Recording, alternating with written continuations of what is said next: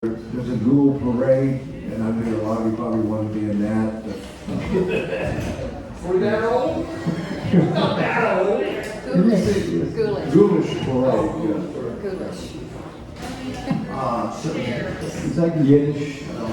Anyway, I'm going to turn it over to Jeanie in just a second. Most of you know who Jeanie is. She's, the inventor of the Alabama Writers Forum, and also one of the best poets in the world. And I just wanted to tell you just a brief second about what we're doing and what we're going to be doing. For those of you who've been around a long time, if you remember 20 years ago, the casual gathering of artists that started across the river over at Robert Rausch's studio. And oddly enough, it's come full circle. That went on for several years. It was basically for artists in this area to meet each other. We would meet like once a month. You'd bring food, drink, and for a couple of hours you'd get together, artists only. And a lot came out of that. People met each other and collaborated on projects and got married, had children, all kinds of things. Literally. And so anyway, that kind of played itself. It took a long hiatus when I retired teaching up at UNA a few years ago. I decided to start it back, but to do it slightly different. We didn't have art on the walls or so forth, so I decided what we needed was a new generation of artists come in that didn't know anything about it, younger artists. They needed to meet each other, and we needed a place for artists to show their work, a pop-up one night, if you will.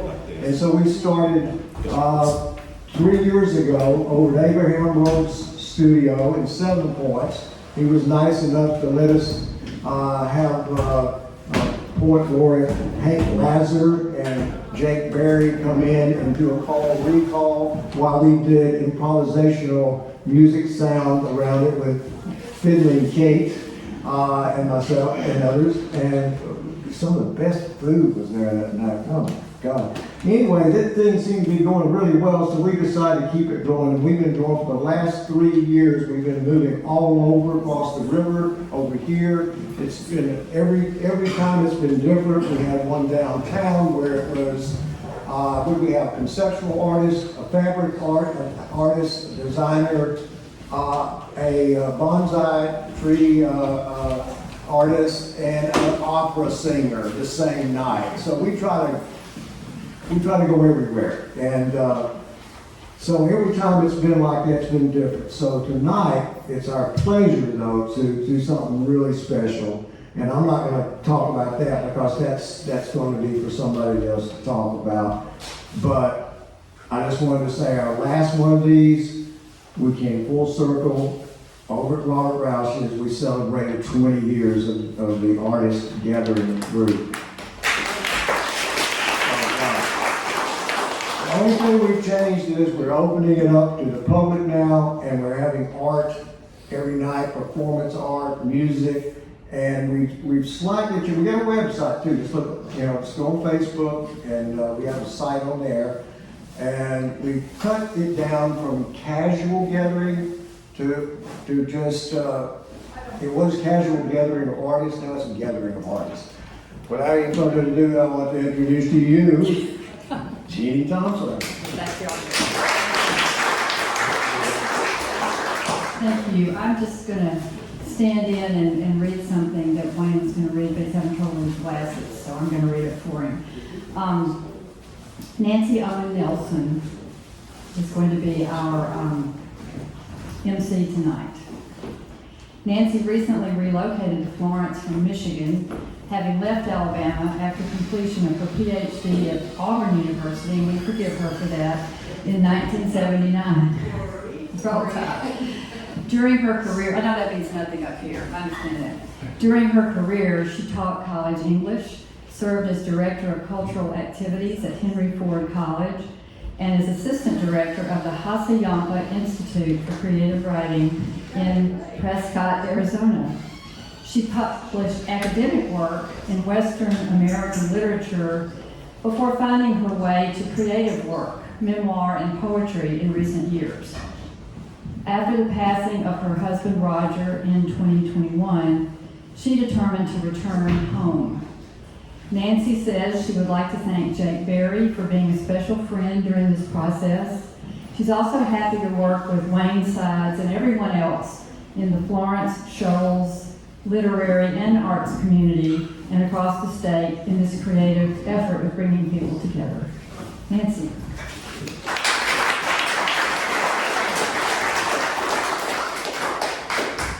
You read that pretty well. Well, I don't need to do anything now. A couple of housekeeping issues. The bathroom is back here.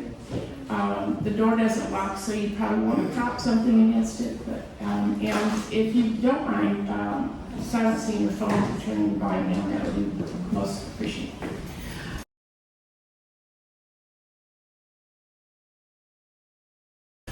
I wanted to thank, I'm going to thank again some of the same people, but I want to thank the powers that be for making this event happen. Jake Berry, where's Jake? There you are. You're getting a lot of thanks tonight. Whose dream is 7 Points Poetry Press, to give creative writers and other artists associated with the show's area the opportunity to bring their work to print. In the course of his developing the idea, we were communicating via email until I moved to Florence in May, and I'm happy to jump on board. Brian Murphy, where's Brian? Somewhere. He's, oh good, I told you I was going to thank you, and you said you didn't do anything, but you did. Leadership, enthusiasm, and support of this event bodes well for poetry and the Arts Center and in the community. Owen Sides, whom you just heard, whose long tenure in the community as an artist, has provided us with a vision as well as the sponsorship tonight for this event by Artist Gathering. Abby is somewhere. Abby Heisch has helped us set up for the event and been available to answer questions, and to all those who work at Kennedy Douglas for providing space and support. Finally, to the poets, Jake Berry, Chris Mansell, Dorlea, Rikard, Jeanie, Thompson, Tyler Young, all 7 Points poets, and to Jason McCall, UNA professor of creative writing and English at the University of North Alabama. I'll introduce each poet as they read in order not to get all the bios lumped together, so I think it's more immediate. And everyone can hear from the volume of this microphone, correct? Okay, we're going to begin with the founder of the press, Jake Berry, a poet, musician, visual artist, the author of Bramu, Tracy, Species of Abandoned Light, Drafts of the Sorcery, Genesis, Suicide, and numerous other books. He's been an active member of the global arts and literary community for almost 40 years. His poems, fiction, essays, reviews, and other writings have been published widely in print and electronic media. In 2010, Lavender Ink, that's my slip, little nerves here, released a collaborative book, Cyclones in Higher Building Altitudes, with poetry, Jeffrey Side, and drawings by Rich Curtis, and outside voices and email correspondence with Jeffrey Side was released by Odaliths earlier in that year. Phanograms, a collection of short poems, was published by Luna Bistolci in 2017, and Trilogy, Kenosis, published by Lavender Ink, appeared the following year. He regularly records and performs his compositions solo with group Bare Knuckles, the Ascension Brothers, and 6 Mile. Cypress, his 12th solo album, was released in 2018. You might check with Jake about how to get those. I certainly did before I moved here. The Oracle House, Poems 2018 to 21, was published in December 22. Works in progress include books 6 and 7 of Brown Tracy, collection of short poems called Miraculum, and a wide range of musical projects. And he lives here in Florence, so we have quite a gem in Jake Berry. Please welcome our first poet.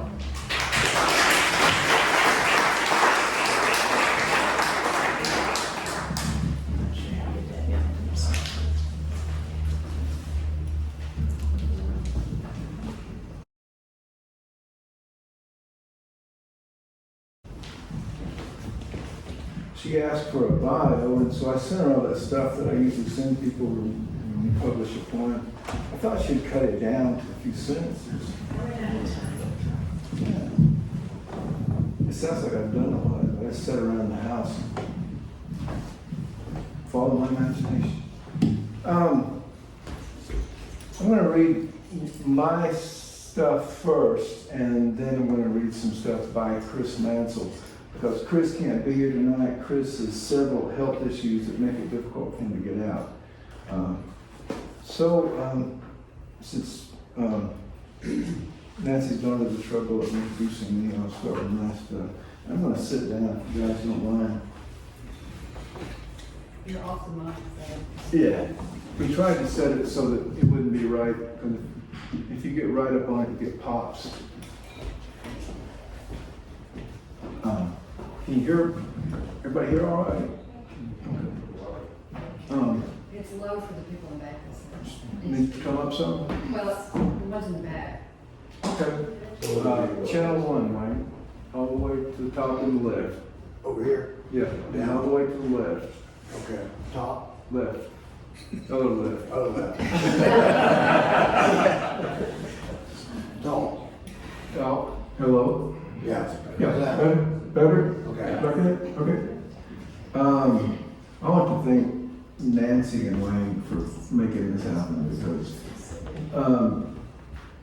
Nancy wanted to find a way to kick off the 7 Points Press, and I said, well, you're good at organization, and you've led various groups and so forth. And I know Wayne has done any number of things.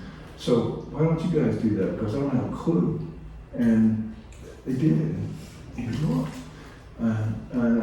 Kennedy Douglas, thank you, Brian and Rhiannon, for allowing us to be here and use your space. It's a beautiful place. I was at the first meeting of the Kennedy Douglas organization, which would have been, I think, 43, 44 years ago.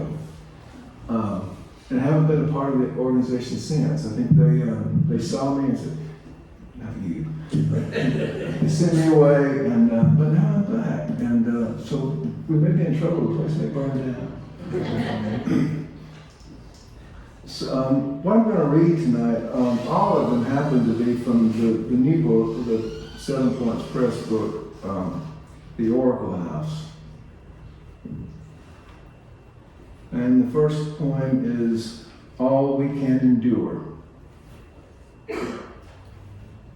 Before the moon, everything was water, and the moon dragged it into shapes that made the cold earth rise. Before the storm, he sat on the back porch in a rocking chair, smelling the snow behind it, ringing the wind chimes, swinging from the arches, the song of the mammoths, and all those that drag their death into shape and make the cold ape rise. Before the last day, if faith has an eye in her grasp, the prophet wails and heaven descends to recreate everything that was, with a laugh and a dance and a sing-song tune with a swinging beat that rouses Christ to reshape our dreams. It's only autumn, after all, and all we can endure of beauty. This is called The Idea of Summer from a Screened Porch. We never knew her, the girl who walked along the fence row every afternoon at sunset, looking down across the field that fell away beneath her toward the river. 2 boys, not yet 5, from the shadows of a screened porch, struck silent and motionless. 50 years later, we'd still ask ourselves if she was real at all, or a daily apparition summoned by the heat and all that is beautiful of summer, sublime and unreachable. No, she was only a girl with her hair tied back, walking through the tall grass with her dog at her feet. The purpose of her vigil as unknown as the purpose of the river that held her gaze, until autumn froze the ground and the earth felt real again. This next one is called Hanging Clothes. Anybody remember doing that? Yes. Or maybe watching your mom do that, or disturbing your mom watching. It is so simple. You lift a wet shirt out of the basket and pin it to the line by the shoulders. The same with a dress. Pants are pinned on opposite sides at the waist. The sheets require a second line and are pinned at the corners and several points between to prevent the breeze or a playful child from bringing them down. When the task is done, your mind is as uncluttered as the empty basket. You'll wear the season in your clothes and sleep in it all night. It is so simple. It feels like salvation. And this is called the Oracle House. I stood on the threshold of the Oracle House and wept, with thunder rumbling through the clouds like burning hooves. The house of Ruach, where stars are blown through the intimate depths and generations take their form. Night after night, a supernova illuminates her rooms, while voices rise and evaporate, singing from the floor, to rain again all afternoon. Her phases wax and wane beneath my skin, as if the moon were telling a joke only my blood can understand. And the flesh inside my soul bleeds to prove the completed body spread across the sky. Doesn't every sleeper eventually dream the very bed in which she sleeps and wakes to see the perfected face? And with perfected gaze rises to see death itself in long white robes gone down into the sand. Out of torment, a light will shine, and all these visions torn from my eyes will flicker through the leaves, revealing what breath has done from skin to skin, only to slip away again and reappear in the glory rags of the coming day. And this one is called October. And we got a taste of that today. Would anybody else get caught in the rain? Beautiful, heavy rainstorm while the sun was shining, magnificent rainbow. And I didn't know it was a good sign or a bad sign, but it felt great. The great swan drifts overhead so early now. Make my life a prayer. The leaves on the branch ends of the maple turn from green to falling oxblood. Make my life a prayer. In the afternoon, the dead draw near. In the thin air, I can hear them singing. Make my life a prayer. The north wind blows the spent clouds south. Make my life a prayer. With every word that fills my mouth, make my life a prayer. Until I am turning with the season to see you face to face. Make my life a prayer. Until every vanity has been erased. Make my life a prayer.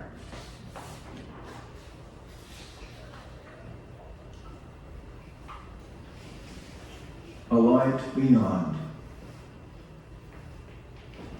They pass by.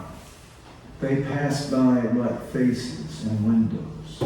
They pass by like faces and windows on a train that is forever leaving the station. We remember them, but they are sealed away in the stars. They pass by, and we do not see them. Ravens are hidden in the lilies, as we are all shrouded in this mystery, a light beyond the event itself. As the train is dispelled, forever gone, is full of the figures of those gone absent, and by forever leaving, forever arrives. They pass by.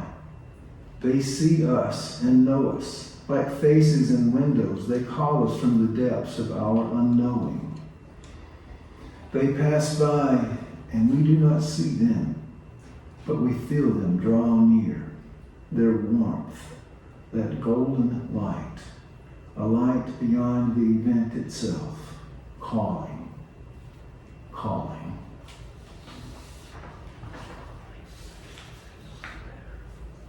And the final poem is the epilogue to the book.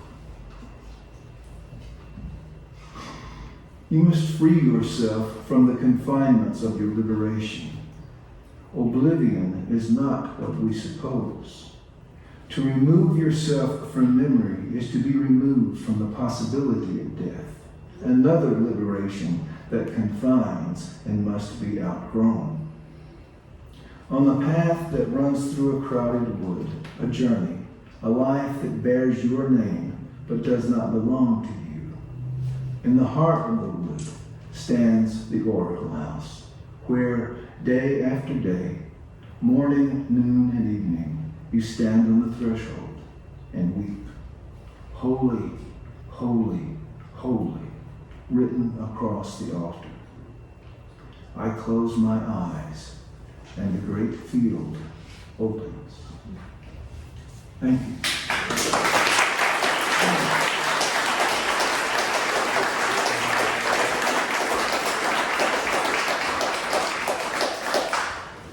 And now I'm going to read 3 poems from Chris Mansell's book, The Tipping Point of Singularity, which was also going to be available here. And I should say, these books are available for sale over here. I should say that many times. And they're priced to sale. It's a steal. And since this is Chris's writing, you're going to notice the writing improves dramatically from what you just read. His poems are tied with the time, date and time when he wrote them. So you can make of it whatever you will. The first one is 7:05 p.m., 6/19/2022.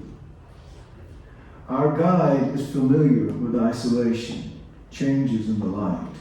He shows us an ecosystem unknown to motion, unreachable to light. He draws a glacier on the ground, steps back, gesturing towards the end of the day. I remember diving off the coast of Iceland, found a shelf falling into the darker waters. The guide that day wrote in a ledger afterwards of losing 4 of his party. A photograph taken depicts a retelling of the gossamer covering the oars. A terrible sound in the distance, particles in the water mixed with ice. Music being broadcast into the mountains is an attempt to realign the ecosystem. Hikers find the ground trembling under their feet. Never let them know what you're thinking. Writing this now, I recall the sky got away from itself and lowered its rainfall. Trails mixed in with the dust, losing hundreds. Guides were ready, on standby. 8:09 a.m., 6/30/2022. All I know about morality is that it turns some people into liars. Dipping the blood of Christ into wine helps the doggerel go down. Seek out the spiritual by watching the actions of others. We're ordained by the trust we place. Don't think for a minute that friendship can be replaced by a placard or a text. In your visualizations, you ponder the motivation of morality. The crow will return day after day. It's fragile when we place belief next to conviction. I'll recognize the horseless rider when I see him. He moves from his deathbed quicker than you. Swimming is good exercise, but you don't see as many people jumping into the sea.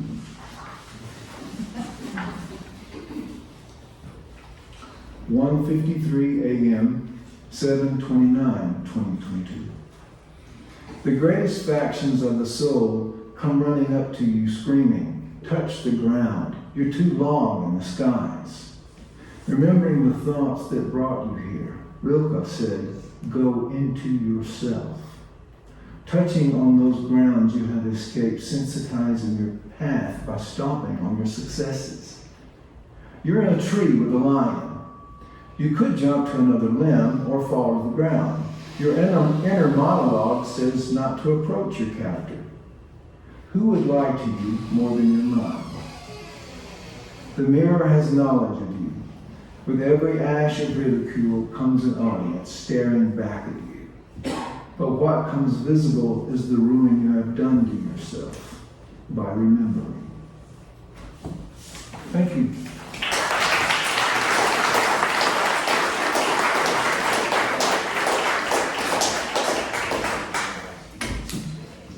I really love hearing your poems read as well as reading. I forgot to say that the authors some of them will be sitting over here afterwards with their books for purchase and signing, and that they're still in line. It's a good thing, right? Okay. So we hope you'll hang out a little bit. The next reader is Dorlea Rikard, who's taught literature in high school and university levels. She's a composer, poet, and mother of 3 grown children, and she lives with her husband in the woods of Wheeler Mountain in Colbert County with a host of animals, many of which will appear in her poetry. I can confirm that, both domestic and wild. She now works as a docent at the Frank Lloyd Wright Rosenbaum House, and her first poetry book, Voices from the Backyard and Beyond, was recently published by 7 Points, and it is over there. So, welcome.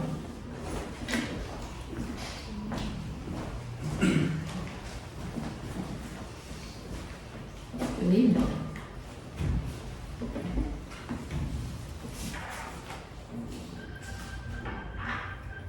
As Nancy said, my collection is titled Voices from the Backyard and Beyond, and I think you'll be able to tell which is which. There are also a couple of poems for my children. Those two will be self-evident. So our first poem tonight, A Foggy Morning from Inside. Outside the early morning window, diaphanous folds undulate. Ghostly forms dance, wraiths where once the lilac stood. The old oak disappears into the sky like Jack's beanstalk. The bird feeder levitates like a magician's assistant. The wind chimes come and go like a restless spirit. I'm wrapped in a cocoon of mist, cozy and warm behind the glass. The wraiths beg to enter, knowing they will be banished by the rising sun. Raccoons. They come at night with their masks and their little bandit hands. I see their glittery eyes as they look around, hands busy in the cat food bowls. They smack their lips and seem to smile, an ecstasy of easy food. Sometimes I surprise them and scold them, and they waddle off slightly chastened. But sometimes I only sit and watch and marvel at my good fortune to live among wild things.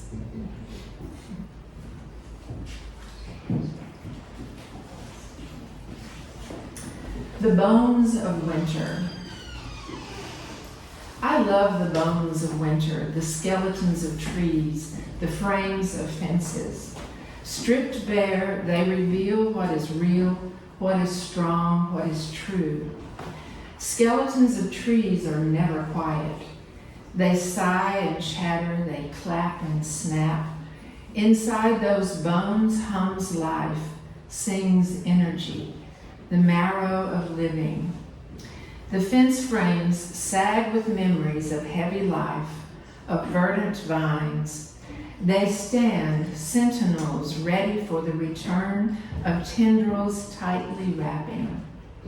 the bones of winter against gray skies, silhouetted against the brown fields behind, remind me that life hums in bones, that nothing dies forever.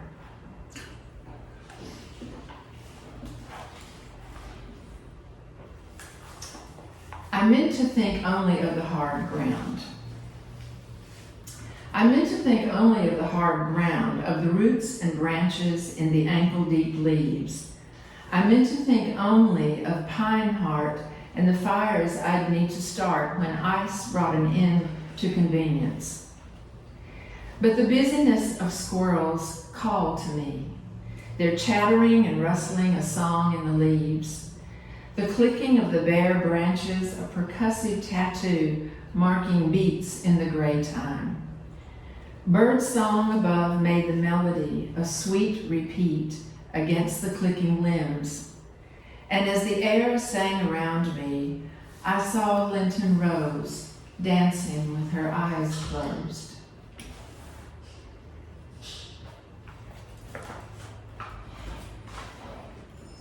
The next one is titled Nature and the Angel.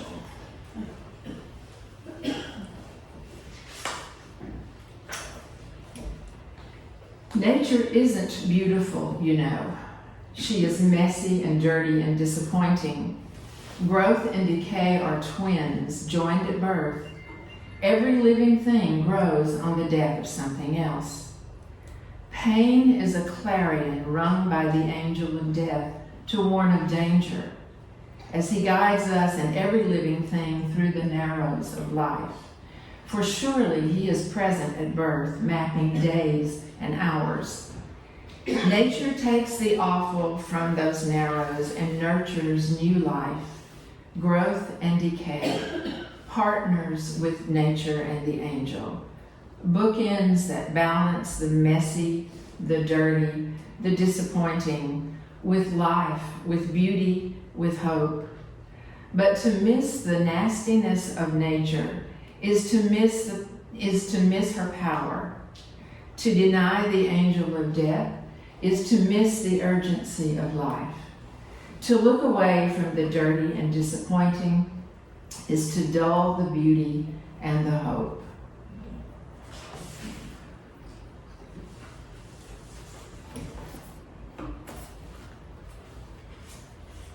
You can tell I'm a teacher with all these little tabs here. Okay, the name of this one is Matisse and I. For 4 years we shared this earth, Matisse and I. He stored life on canvas, not in plasma, but in paint. And I, who outlived him, have been transfused.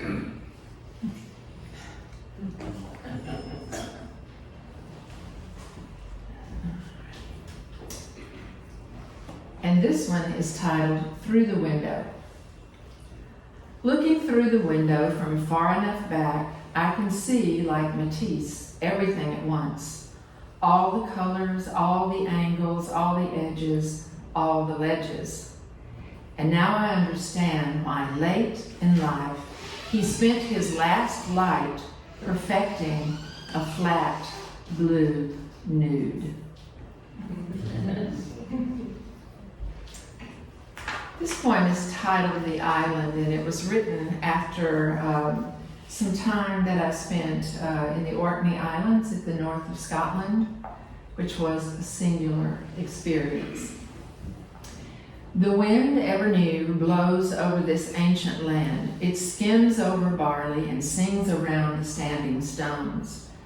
The kye, fat from rich grazing, lie down in oblivion, as still, as silent, as sated as the standing stones. The seals, sleek and dark, stare with their knowing eyes, lounge on rocks and conjure selkie tales. The wind in from the sea, cold needles of rain with salt and birdsong, seduces and warns, do not look away.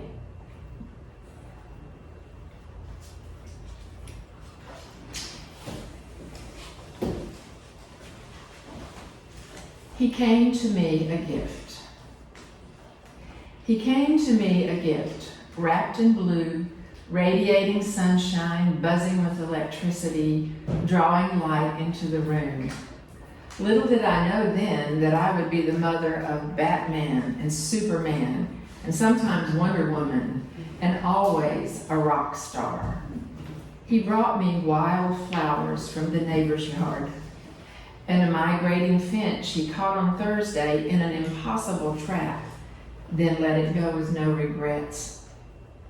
He had a soft spot for broken and abandoned things. He brought them home to keep them safe. Goldie Bear and Bobby and Kevin.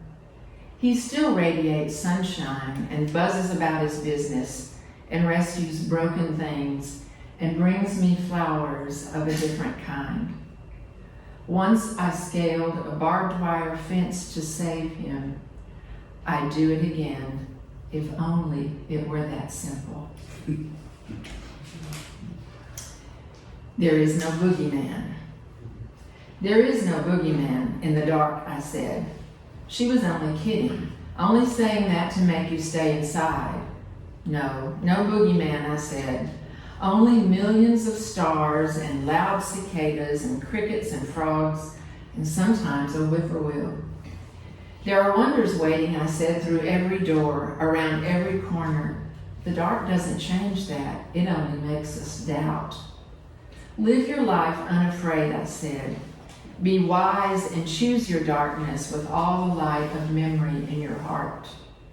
The darkness can never break you, I said, because you were born with sunshine in your heart and fire in your eyes.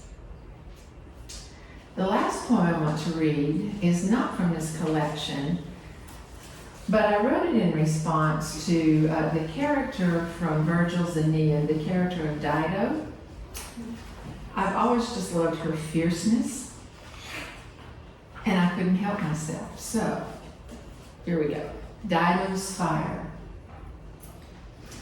The smoke rises from Dido's pyre, surely ignited by the fire in her eyes, and there put there by, who was it, Cupid? Could one single arrow to the heart start such a conflagration, or was the tinder already in Dido's soul, awaiting the spark of a kind man, a man who knew her worth and matched her brilliance? Dido, thrice betrayed and dry as a bone, rebuilding her life on a pile of kindling, unaware of the danger of needing, unaware that Cupid's arrow would strike the tinder and ignite a fire so hot it burns still in Hades and freezes the soul of Aeneas as he begs forgiveness. Thank you.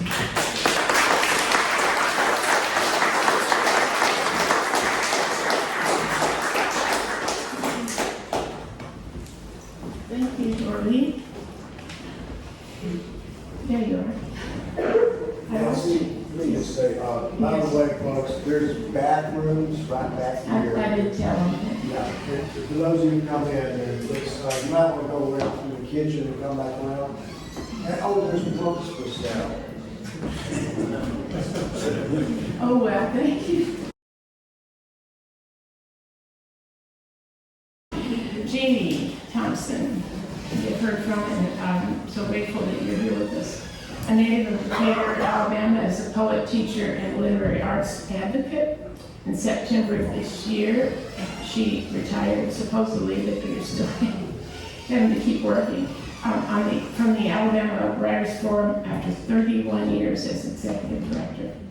Plans to continue working with justice-involved youth in Alabama through the Forum Writers Writing Our Stories program. She attended University of Alabama, where she received her MFA in creative writing and was founding editor of Black Warrior Review Literary Journal. Published 5 collections of poems and 3 chapbooks, and has edited a collection of memoirs by Alabama authors, The Remembered Gate with J. Lamar. Her latest work, The Myth of Water, Poems from the Life of Helen Keller, and was finalist for 2016 Forward Indie Poetry Book Award. An early chapbook, Litany from a Vanishing Landscape, and ask me later and I'll tell you my story about this book, but was a collaboration with Wayne Science, photographer. And in 1990, the Litany debuted in the Kennedy Douglas Center, which underwrote its publication through the Herman Douglas Trust. Please welcome Jeanie.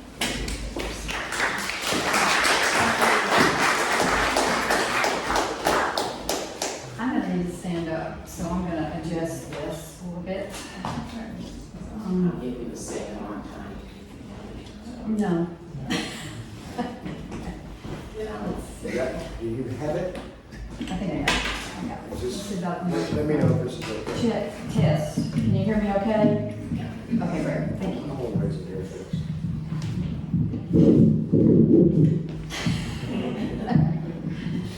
Thank you. What a great crowd. This is amazing. I wanted to first thank Wayne Sides and Jake Berry and Nancy Owen Nelson for bringing this all together. And there were other people who are helping with this too, but as a former literary arts warrior, it's just thrilling to me to see you all gathered like this. So I hope that you will continue to gather and you'll continue to support this effort. Somebody needs to pass around a sheet of paper and let people put their email addresses on it so you can gather these people. But there is a website which is called, what's the Artist Gathering? What's the name of the website? It's on Facebook, Artist Gathering. Artist Gathering on Facebook. So I just encourage you to stay involved. And even though I'm retired from the Writers Forum, I just can't stop. I can't stop encouraging people to do this. And before I read, I just wanted to tell you that Alabama has one of the strongest literary communities in the country. Okay? And all teams are in there. But it is very strong, and that's in part because the State Arts Council of Alabama is one of the strongest and most recognized in the country. It's had amazing leadership for a number of years, and this is exactly, where's Mary? I'm looking for Mary. Where's Mary White? Is she back there? Mary White served on it. The reason that it's strong, is that communities want it to be strong. And so please communicate to your elected officials that the arts are important in Alabama. Very important. Money should be spent on the arts, and it is spent. We're well funded in Alabama, but we can be better funded. We can always be better funded. And so if you care about it, you sort of have, a little bit of an obligation to express yourself, I think, to do that. Right, Jake? Yeah, a lot of the success in the state is thanks to you. Well, thank you. It's because of Al Head. It's because of Al Head, who Al had wanted a literary partnership, and I did it. Sorry, I'm going over my time already. It hasn't started yet. Okay, so I thought I would read from I have two books. I'm going to read a little bit from and then one new poem. But I had to read from Litany for a Vanishing Landscape because it was supported by the Kennedy Douglas Center. Is this giving a feedback? Are you getting feedback for us? Okay. And the Hiram Douglas Trust funded the publication of this precious little book. I'm looking for Wayne. I don't know where you're at. You're back there? Okay. It's a poetry and photography book. It's a very simple concept. But this was a project that we embarked on, and I can't really tell you all about it except to say that the poems come off, sometimes they're in response to the photos, and sometimes the photos are in response to the poems, and sometimes both of them happen in the same situation. So I'll just read two of these. One of the places that this all takes place on Highway 82 between Tuscaloosa and Montgomery. So that's the landscape, and there's a campground, an old-fashioned camp meeting ground on Highway 82 called the Whitewater Campground. And when we went by that, I had a memory of something that had happened to me as a young child when I was taken to see a camp evangelist. Okay, here we go. This is called Revival. The seats were rough to the touch, plain board planks where a finger could pick up a mean splinter. Under our feet, sawdust kicked up our noses, and dust filtered in the light from bare bulbs swinging in the autumn heat. I listened to a man spout words that threatened to choke, to devour me with love. He was in pain, racked with the words he spoke about, racked with the love he spoke about as I worked at the splinter in my thumb. Avoiding his eyes, he begged me to come forward, and I wanted to go, but my feet ground the sawdust, and I sat in my seat like a rock. There must have been a boy I spied who was cute enough to distract me from the weeping man, but I don't remember any boy. What stays with me after 30 years of remembering is raw fear. Fear of sitting on the rough plank all night, of the crying man whose florid face and weeping eyes saw only me, and of how I cried in my bed that night as my mother tutored a neighbor boy in Spanish, uno, dos, tres, not knowing I too was breaking my way through a language of fire and life everlasting that looked so good I didn't dare move. Okay. So this is one that happened, this is a poem and a photograph that occurred at the same time. And we were in Tuscaloosa County, it was in November, we were driving around out in the country. I think we had a football game, it was on the radio, the football game, right? And we were looking and thinking, and anyway, so Wayne stopped the car, got out of the car, and went to photograph the house that's in the back of this. And I was sitting in the car, probably with the heater on, and there were these trees, these 3 beautiful crepe myrtles, which, as you know, in the winter lose their bark, and they're gorgeous. So this is the lyrical trees. It's winter, the lyrical trees. It's winter, and we've turned once again to the landscape for some scrap of truth to confound us, to show us who we are. But the land is cold, burrowed deep into itself this winter. A brown furze covers the pastures where cattle huddle against one another in the bitter afternoon light. Across the ground, around the deserted house, over the trees, the vines of summer make a ghost network holding fast for spring. It is all set to pull us down into its slow metabolism. All but these 3, rising in twists that dancers often dream to imitate, in love with the season, when their beautiful bare limbs, their smooth bark can sing and move upward in the shattering air.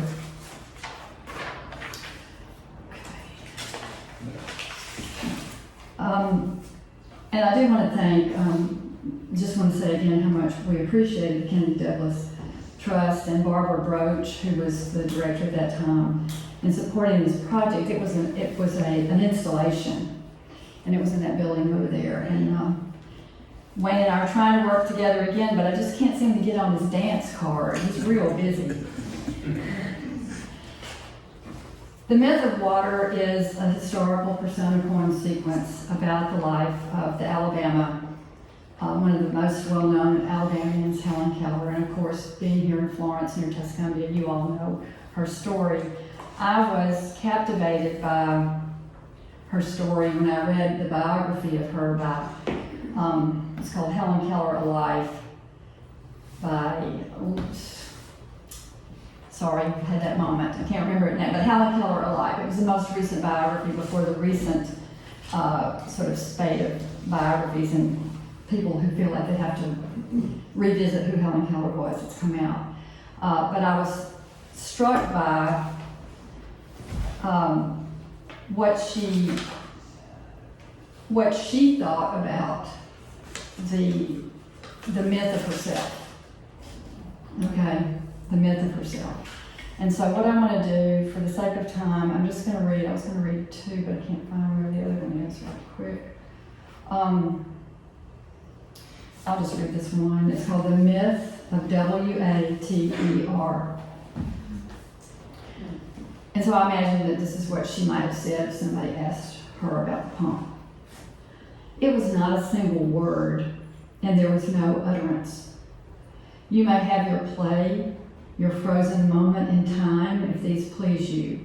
But understand, teacher led me to the well house to distinguish between water and what holds it for drinking. I held the cup under the pump, and she wrenched the handle. I could smell her sweat, though I didn't know its name, only that it mixed with the garden and told me she was near. The liquid hit my fingers where I gripped the cup's handle. In my other upturned palm, she spelled the letters over and over like fire. There was a moment when everything came, that my mind accepted thought like a body crossing a threshold through the open door.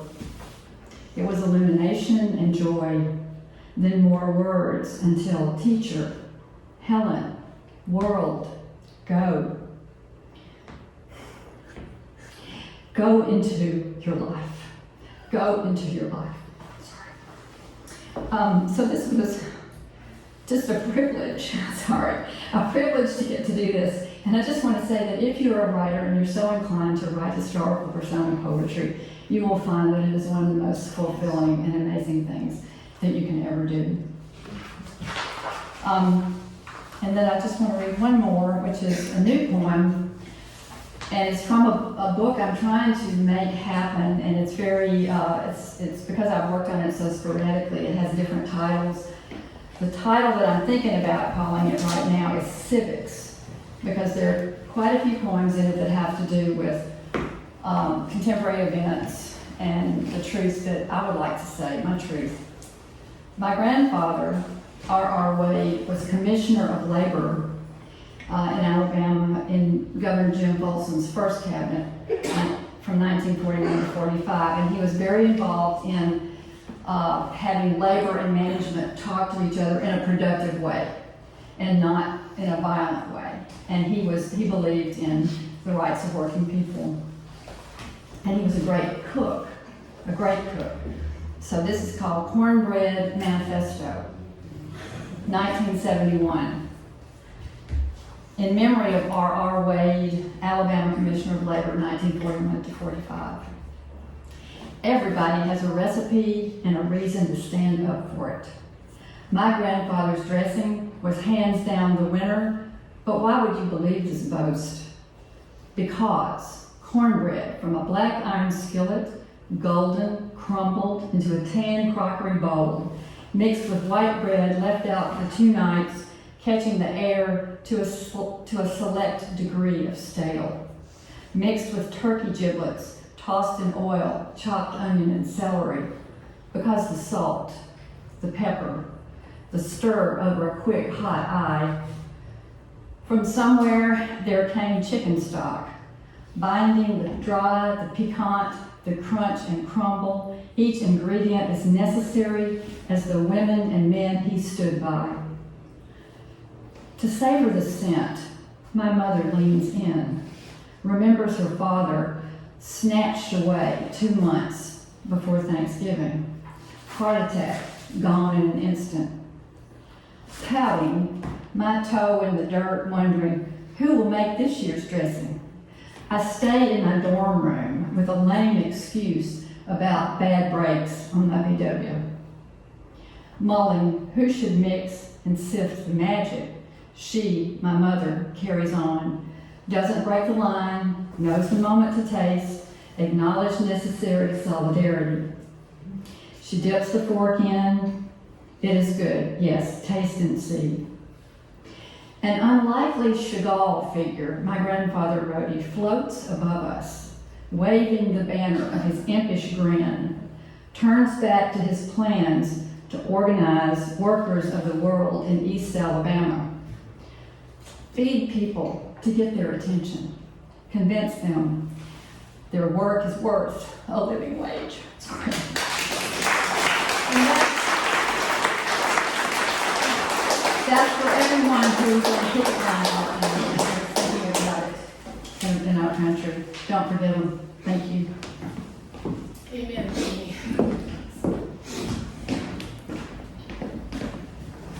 Thank you. I love persona photos. Tyler, where's Tyler?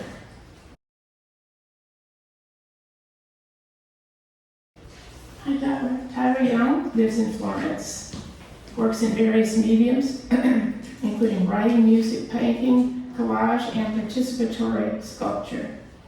Through these processes, he explores the creation of meaning in contemporary life, and his collection, Sweet Debris, will be published by 7 Points next year. And you don't have books with you tonight, right? Okay, but you will, up and coming. Okay, good. We'll look for them.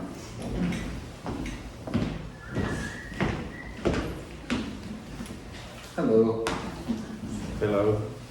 I'm gonna do the ill-advised thing and go off script. And this one's about New Orleans. It's called This City is a Woman. This city is a woman, and she told you to never trust. The line where the cartographer says the water meets the earth. She said, go ahead and draw your lines and call them a river. But her mouth moves in the deluge, turns your documents into deceptions. She sent you an invitation to an Elysian masquerade, where after a series of libations, your confidence, it grew oh so untamed.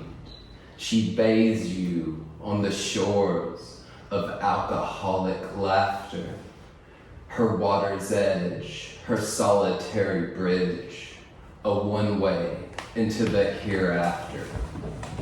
The morning reveals her wrinkles, how she owns her decay. It's an improvisation, an erosion for a patron in the petroleum industry. But she lives alone in a double shotgun, but her visitors are frequent.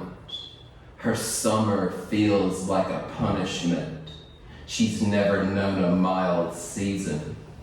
She fell through the jib window. She was impaled on the fleur-de-lis. Then the levee gave, the weight of water came. It took Ophelia under. She never asked to be a queen. She never asked for any of this. But she carries the weight of being what the white men cannot resist. Her mourning reveals the wrinkles, how she owns her decay. It's an improvisation, an erosion for a patron in the petroleum industry. Because this city, she's a woman, and she knows she cannot trust. The line where the cartographer says the water meets the earth. Let's see. Okay. I thought that one was more uplifting than the other one I was going to read. So yeah. This one's called Crawl Space.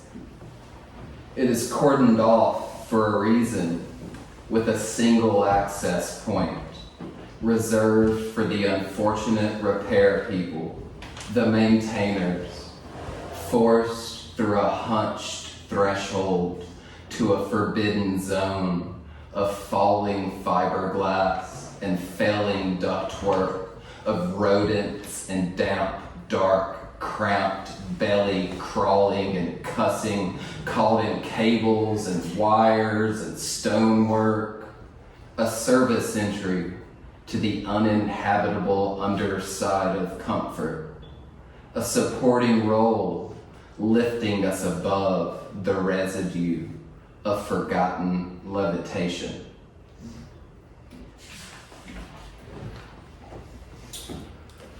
Let's see.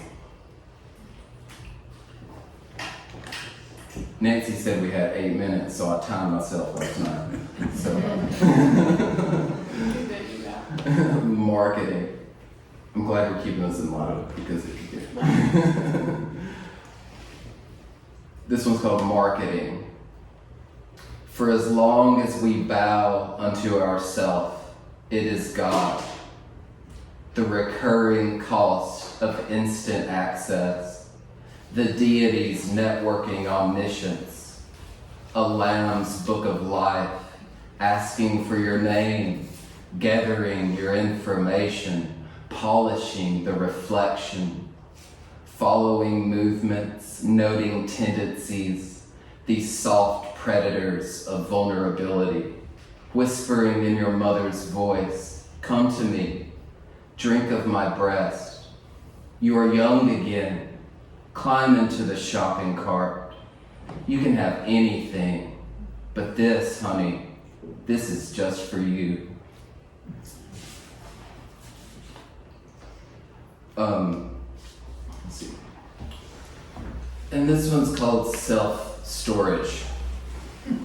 A true story.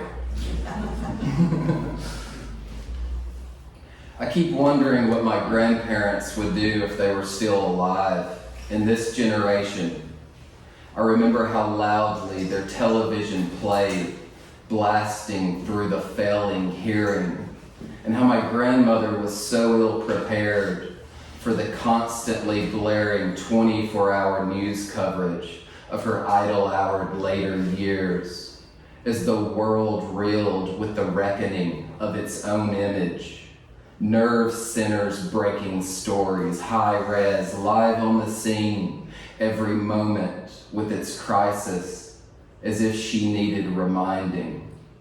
As her body slumped toward failure, and she sat in her chair with only a TV for company, with endless access to ceaseless updates, the attic overflowing with clippings, the filing cabinets so full they are unclosable, this accumulation like a burden we constantly bemoan while devoting ourselves to its protection. At one point in my childhood, we had a storage building that was broken into, and my parents had managed to pack it so densely that the thieves took nothing. They saw past a wall of teetering cardboard, trash bags, and God knows, to the valuable overweight electronics of the early 90s, and they just walked away. It was simply too much to unpack.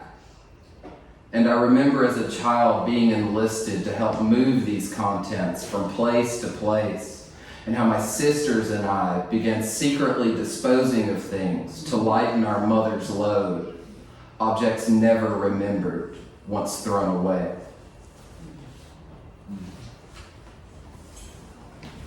And the last one. Enough. Is there ever really enough? Sleep for new mothers, frontiers to discover, customer service representatives, gas in the tank, doomsday supplies, certainty of salvation in the afterlife, return on investment, growth in the sector, food on the table, privacy or surveillance, God in the sky, bandwidth and battery life, evidence for acquittal, insurance for this vessel empty and overflowing. Enough of this. Please, no more of this. This world is not large enough for me to get far enough away from you. There is no escaping you. No money for the rocket I can strap myself into. No patience in this waiting room where they administer the cure, paid for with nakedness, clothes on the floor. We heal all ailments. It's like being unborn.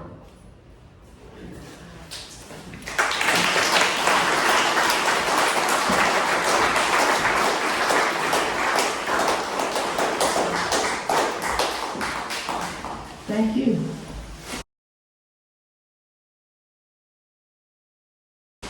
Jason McCall, we're happy to have you tonight. Is the author of an essay collection, Raised by TV Sets, R-A-Z-E-D. I think, and poetry collections, What Shot Did You Ever Take, co-written with Brian Owen, is that correct? A Man Ain't Nothing, To Face God, Mother Less Child, co-winner of the 2013 paper novelist Bella Chaplock Prize. Dear Hero, winner of the 2012 Marsh Hawk Press Poetry Prize, and co-winner of the 2013 Etchings Press Whirling Prize. I Can Explain, and Silver. He and P.J. Williams are the authors of It Was Written, Poetry Inspired by Hip Hop. He holds an MFA from the University of Miami, is a native of Montgomery, Alabama, and currently teaches at UNA. Please welcome Jason.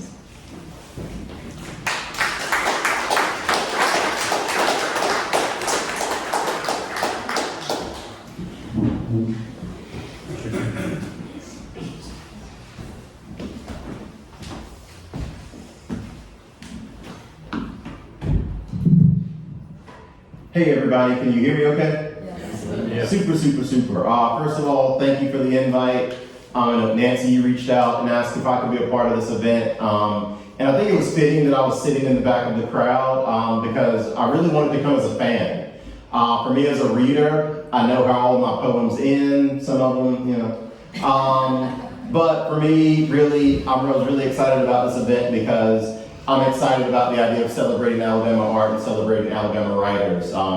And if we walk out with anything, I'm always happy to say that, we can put Alabama art against any state, against any country, and I feel like we're going to come out okay. So for me, really, I just want to say thank you to everybody, whether it's 7 Points Press, those authors, Kennedy Douglas, and really for you all coming out and filling a room on a Thursday night to hear some poetry. So for me, the work is already done, and one of the good things about reading last is that what I do really doesn't matter. If I read, if my reading is good, you'll say, oh, the last reader was good, but everybody else has already been good. So if I'm a bum, you'll just forget about it. So in a lot of ways, I don't look at this as the main event, we've already had great readers. So thank you for giving me your time. To start off with, I'm not going to start with any of my own work. One of my mentors, Maureen Seaton, passed away in August, and she was my mentor down at the University of Miami. She taught me how to write in a lot of ways. She taught me how to take care of students. For me as a teacher, a lot of my workshop policy comes from her. A lot of the way I work with thesis students comes from her. She was also a Libra. She was really big in astrology. So I get a lot of Libra season emails from her, and I'm going to miss those emails. But I just want to kind of bring her into the room. And this is our second Virgil Aeneid reference of the night, and I'm okay with that. History was my first love, so this works out. This is from her last book that was published, The Sky is an Elephant. The title of the poem is Save Yourself for Better Times, and that's a line from the Aeneid. I will not save myself for better times. I will use myself up now, and then I will use myself up again tomorrow. It's why my eyes stay open all night, and my heart throws itself to the stars, to see which ones decide to stand still and grow a constellation around me. And again, she was writing this as she knew that she was finishing her fight with cancer. So I'm going to read a few poems. Let's see.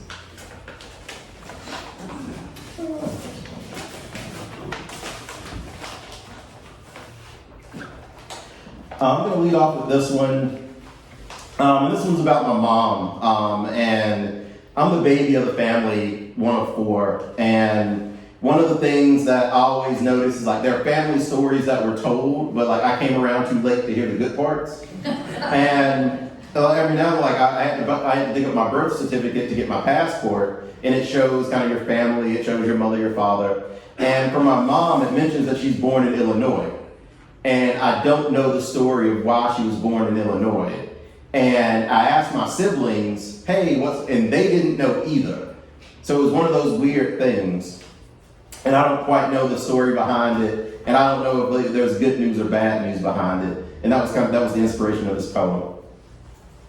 Why I'll never ask about my birth certificate saying my mama was born in Illinois. Because I know the journey to a promised land can bring more horror than milk and honey. Because I don't want to see her and my grandmother carrying their gods in pockets stuffed with gods and hope and cold chicken.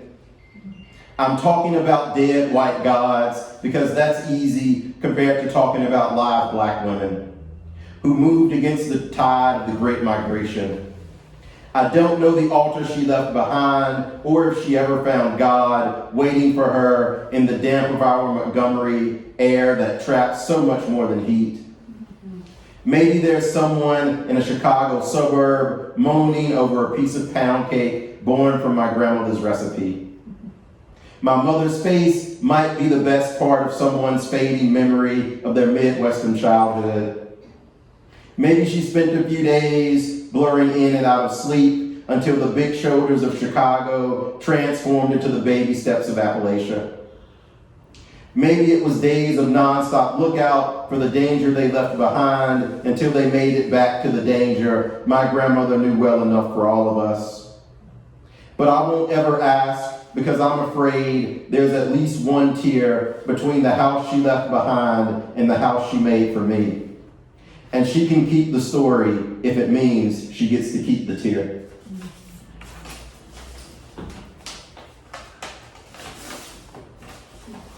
I'm going to read this one. The title of this poem is We Want Some Brothers Up on the Wall. It's inspired by the Spike Lee scene from Do the Right Thing. Growing up, I wanted to be like a television commercial director or movie director. So I stumbled into a lot of pop culture still in my writing. And so maybe this is some ekphrastic writing that fits. And again, this was inspired by that great scene. I think it was Giancarlo Esposito in the Italian pizza joint when he's talking about having the Italians on the wall. And also inspired by just kind of sitting through meetings that we all sit through at work when we scratch our head a little bit. We want some brothers up on the wall. A black man's job should never make him think about Spike Lee movies. So I won't go to the next staff meeting and joke about there being no brothers on the wall in any of the office posters. Besides, there's only one other brother in the office and a couple of sisters, and if they missed out on the joke, this job would be lonelier than it is. I know I should be better than counting the number of black faces in every room I walk into, but I'm still a slave to the mathematical proof of one black face plus one black face equals infinity or zero black faces because America doesn't know the difference between two black faces and an armada of black faces. America only knows a black face means it's time to fire off a question about basketball or Black Panther. If there were more brothers on the wall and more brothers and sisters in the hall, then maybe I wouldn't leave my door closed so much. But maybe I would close it more because I don't know how to love a black face, because I never wanted to see my own face as anything more than a rental that wasn't likely to make it past its warranty. I'm only playing a role. I'm Mookie. I'm Raheem. I'm the mayor. I'm the heat making the world squirm and scowl and hate God for making me. I've got one more, maybe two more. How are we on time? Good. Okay, all right. This poem is about my wife. And my wife is she was from Hartsville, from the Hartsville, Decatur area. She's really the brains of the operation, but if there's one thing that she can talk to you about. In a lot of cases, there's room for debate in her life, but the one thing there's not room for debate about is white sauce. And she will tell you how to make it right, who does it right.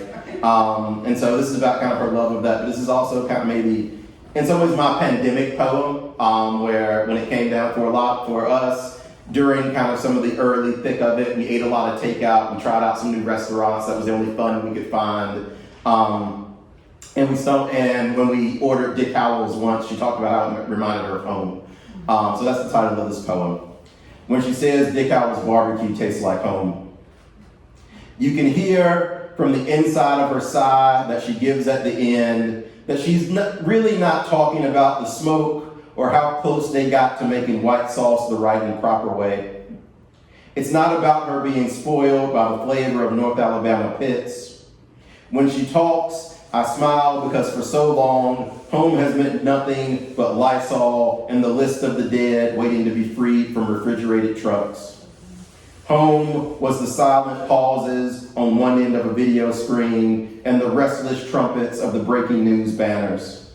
Home was an army of doors we couldn't cross because of our parents getting older and because we couldn't trust doctors with her heart or my skin.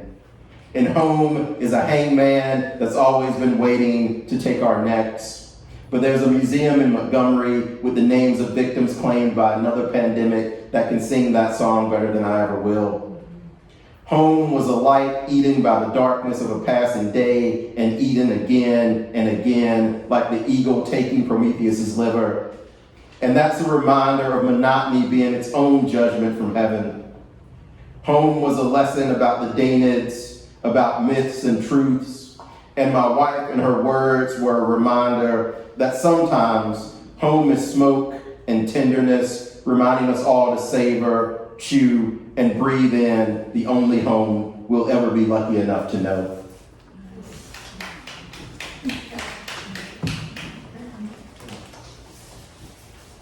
This is my last one. Again, this is inspired by movies too, but also inspired by one of the things I really had to get used to when I came to UNA. This is year 7 for me, but one of the things I really had to get used to was the fact that I'm in the English department building, and right next door there's a lion. There used to be 2 of them, and in a lot of cases when we bring in visitors, one of the quick dividing lines is when you point to the lion enclosure and say, well, there's a lion over there. There really wasn't much middle ground. Some of our visitors want to see it, and then some of our visitors kind of have a list of questions in their head that you can kind of see form on their face when they ask kind of what's a lion, you used to be 2 lions doing here in Florence, Alabama. And so this kind of, I just kind of like started to kind of riff on some of those interactions, and there's some movie references in here too. What I tell myself when I walk by the live mascots on campus, they have to be happier here. Lord knows they couldn't survive in their homeland. Let them be pets in a kennel. Besides, I can't own a pet because of my allergies, so I don't have any rights to an opinion on this. I shouldn't even mention the word captivity because this is still Alabama, and well, you get it. But I did mention it. And I did see the African plunder in a southern cage, and I did see the Confederate hospital, and I did see the tiger tooth gleam in so many eyes when they got to shake my black hand and introduce themselves. There's a Tarantino movie here. I discovered the lion was stolen from the same village my ancestors were stolen from. He recognizes a kindred scent when I put my hand on the cage. I see my mother's motherland in his cold stare that isn't cold to me anymore. I discover my roots and ride my lion brother into the Board of Trustees meeting, and we both eat good that day. There's an M. Night Shyamalan movie here. A calm, sleepy setup building to a gasp when the twist reveals lion dads and moms oohing and eyeing and pointing when they walk cubs up to the cages where humans nap and roll in the sun-broiled grass. There's a Tyler Perry movie here. The lion really left Africa because he was running with the wrong crowd. And one of his bad lion friends ate a guy, and he didn't know they were going to eat people. He thought they were just going to scare some kids. So when he saw the feet and ribs dangling out of his friends' mouths, he ran away on a ship to America and found work as a school mascot. But the school president is watching a show called Most Wanted Lion Gang Member, and he sees never before seen night vision footage of the crime. And he wants to fire the lion, and he calls the lion a liar. And he can't believe he let the lion around his kids. But the lion says that we all have a past.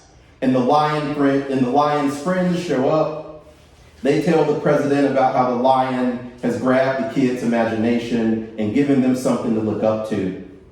Then a baby kills the scene with a tiny baby lion roar.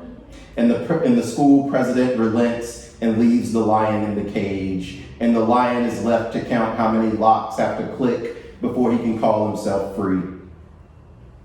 But you know all this ain't about movies, right?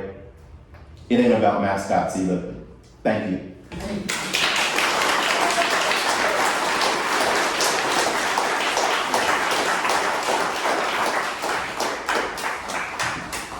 Well, I don't know about you, but I'm pretty geeked about poetry, yes?